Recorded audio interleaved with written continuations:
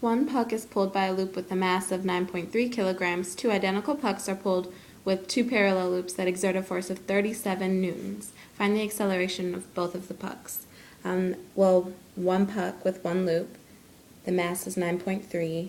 You don't know force or acceleration. And two pucks with two parallel loops, the force is 37 newtons. Don't know the mass or the acceleration.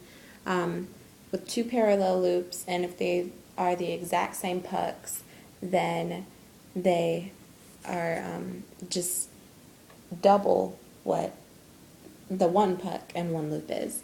So you switch the F equals ma equation around, and that's acceleration equals force over mass.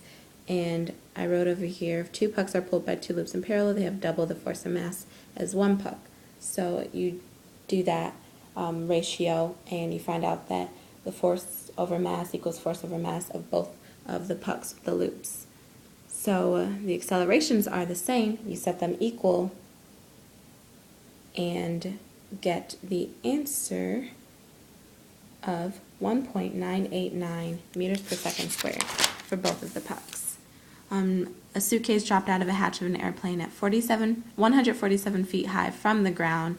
A truck is the truck going the speed limit of 35 miles per hour?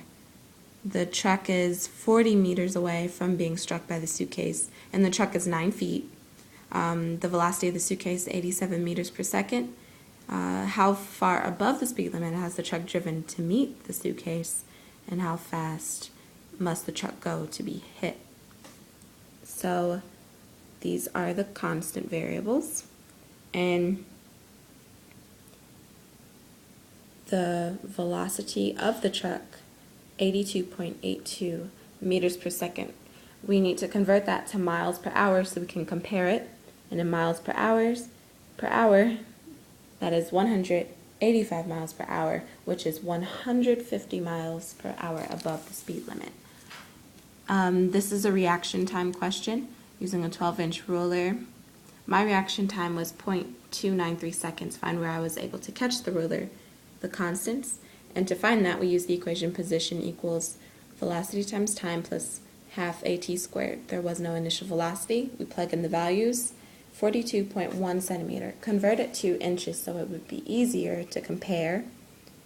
Convert it to feet, and that's 1.38 feet, which means I wasn't able to catch the ruler because I was 0.38 off.